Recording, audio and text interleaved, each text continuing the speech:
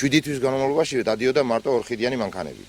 აი არც ერთმა მშენებლებმა თუ იქნება მომპოვებლებმა არ გაითვალისწინეს სოფლის პირობები, სოფლის ცხოვრება, რა დღეში ვიყავით. სოფელ სიმონეთში უახლოეს პერიოდში ქვის მომპოვებელი კარიერი გაიხსნება, საიდანაც მასალის გამოტანას მძიმე ტექნიკა დასჭირდება. ადგილობრივები შიშობენ, რომ მოუწესრიგებელ გზას ტექნიკის ინტენსიური გადაადგილება კიდევ უფრო დააზიანებს. მოსახლეობა შიდა სასოფლო გზის რეაბილიტაციას უკვე წლებია უშედეგოდ ითხოვს. სიმონეთელები დღეს ხელვაჩაურის გამგეობის შენობის წინ შეიკრიბნენ და მათი მოთხოვნები გამგეობის წარმომადგენლებთან კიდევ ერთხელ დააფიქსირეს. ჩვენ ვითხოვთ გზას. ჩვენ გვინდოდა ასფალტი, გვირდებოდა რომ ასფალტი დაეგოსო. ამიტომ ახლა მოდის მძიმე ტექნიკა და იგერ გორანა ანგრიოს. მართალია ჩვენც გვინდა ბათუმი. კარგია ყველაფერი, მაგრამ ჩვენც სოფლის ხალხს არ უნდა შეგვაიგნან, შეგვავიწროვოთ. ეს საკითხი ახალი არ არის.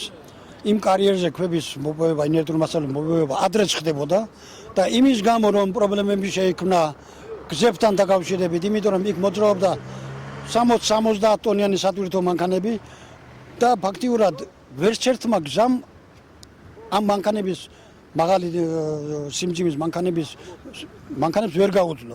ამის გამო დაზიანდა. სოფელ სიმონეთის მოსახლეობის პრეტენზიებს ხელვაჩაურის მუნიციპალიტეტის გამგებელი ნადიმ ვარშანიძე გაეცნო. როგორც მან დღეს მოსახლეობასთან შეხვედრის დროს განაცხადა, არსებული პრობლემა მისთვის ცნობილია და უწყება უკვე გამოსავლის გზებზე მუშაობს. იგი განმარტავს, რომ სოფელში ქვის მომპოვებელი კარიერის არსებობა აუცილებელია, რადგან იქ მოპოვებული ქვიშით ზღვის სანაპირო ზოლის გამაგრება ხდება.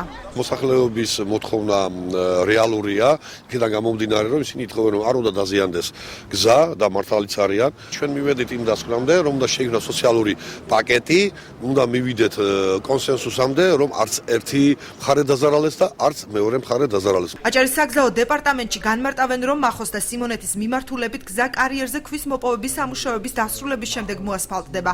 უწყების უფროსის კახა შაშიკაძის განცხადებით, მანამდე სოფლის გზა მოშანდაკდება.